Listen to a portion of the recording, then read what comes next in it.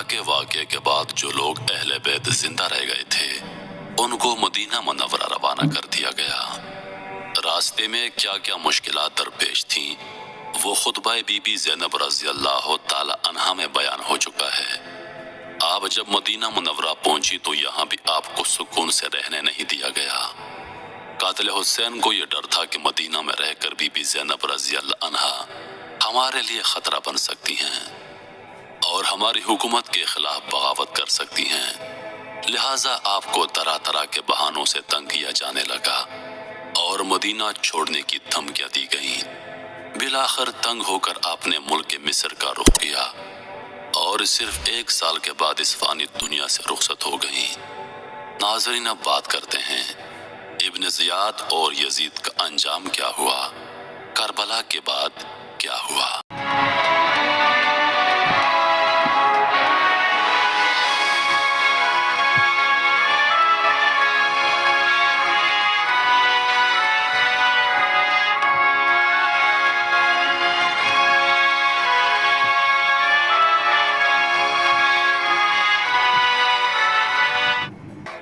Ubaidullah ibn زیاد یزید کی طرف سے کوفہ کا والی اور گورنر تھا۔ اسی بدنہاد کے حکم سے حضرت امام حسین اور اہل بیت علیہ السلام کو یہ تمام ایذائیں پہنچائی گئیں۔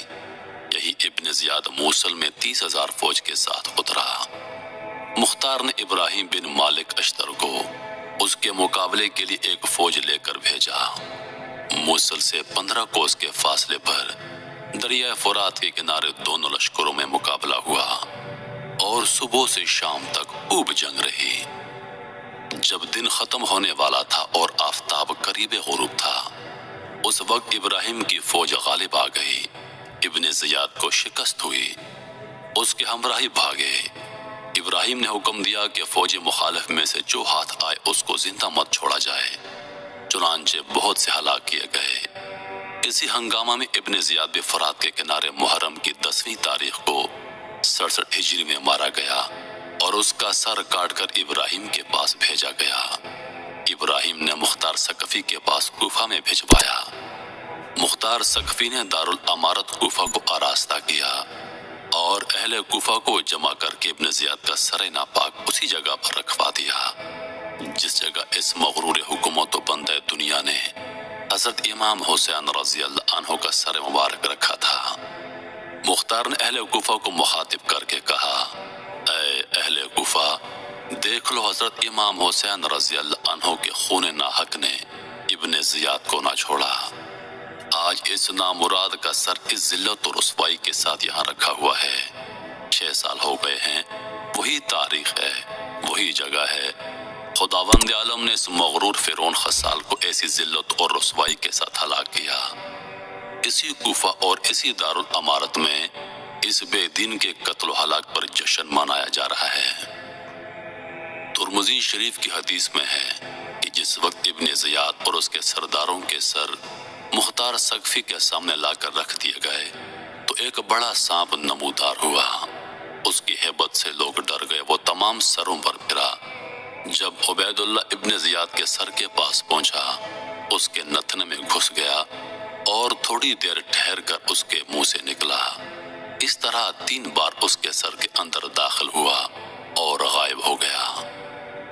حضرت امام حسین رضی اللہ تعالی عنہ کے قتل کے بدلے لوگوں کو عہدے اور حکومت کا لالچ دیا گیا تھا۔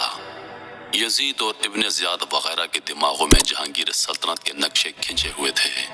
وہ سمجھتے تھے کہ فقط امام حسین رضی اللہ عنہ کا وجود ہمارے لیے عیش دنیا سے مانے ہے، یہ نہ ہو تو تمام کرۂ زمین پر یزیدیوں کی سلطنت ہو جائے اور ہزاروں برس کے لیے ان کی حکومت کا جھنڈا گڑ جائے۔ مگر ظلم کے انجام اور کہل الہی کی تباہ کن بجلیوں اور درد رسیدگان اہل بیت کی جہاں برہم کن آہوں کی تاثیرات سے بے خبر تھے، انہیں نہیں معلوم تھا کہ خون شہداء رنگ لائے گا اور سلطنت کے پرزے اڑ جائیں گے۔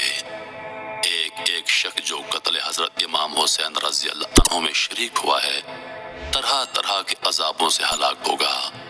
وہی فرات کا کنارہ ہوگا، وہی عاشورہ کا دن، وہی ظالموں کی قوم ہوگی اور مختار ثقفی کے گھوڑے انہیں روندتے ہوں گے۔ ان کی جماعتوں کی کثرت ان کے کام نہ آئے گی، ان کے ہاتھ کاٹ دیے جائیں گے، گھر لوٹ لیے جائیں گے، سلیاں دی جائیں گی، لاشیں سڑیں گی، دنیا میں ہر شخص تف تف کرے گا۔ اور اسی طرح ہوا۔ مختار ثقفی نے قاتلین امام حسین رضی اللہ عنہ کو چن چن کر قتل کیا اور کم و بیش 30,000 لوگوں کو موت کے گھاٹ اتار دیا۔ واقعہ کربلا کے کچھ ہی دنوں کے بعد یزید ایک ہلاکت خیز اور انتہائی موذی مرض میں مبتلا ہوا۔ پیٹ کے درد اور آنتوں کے زخموں کی ٹیز یعنی تکلیف سے ماہیب آب کی طرح تڑپتا رہتا۔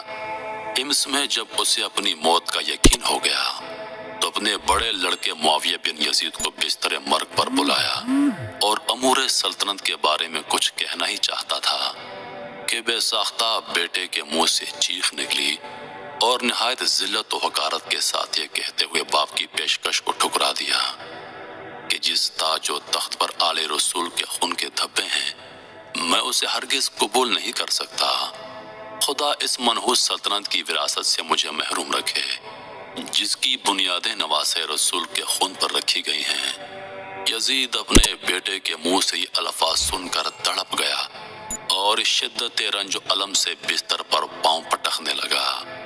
موت سے کچھ دن پہلے یزید کی آنتیں سڑ گئیں اور اس میں کیڑے پڑ گئے۔ تکلیف کی شدت سے چیختا تھا۔ پانی کا قطرہ حلق سے نیچے اترنے کے بعد نشتر کی طرح چبھنے لگتا تھا۔ عجیب قہر الہی کی مار تھی۔ پانی کے بغیر بھی تڑپتا تھا اور پانی پا کر بھی چیختا تھا۔ بلاخر اسی درد کی شدت سے تڑپ تڑپ کر اس کی جان نکلی۔ تو محترم ناظرین، یہ تھے کربلا کے بعد کے واقعات۔ امید کرتا ہوں کہ ویڈیو آپ دوستوں کو پسند آئی ہوگی۔ سانسوں نے وفا کی تو اگلی بار ایک اور ویڈیو لے کر آپ کی خدمت میں حاضر ہوں گا۔ تب تک کے لیے خدا حافظ۔ اللہ پاک آپ سب کا حافظ و نگہبان۔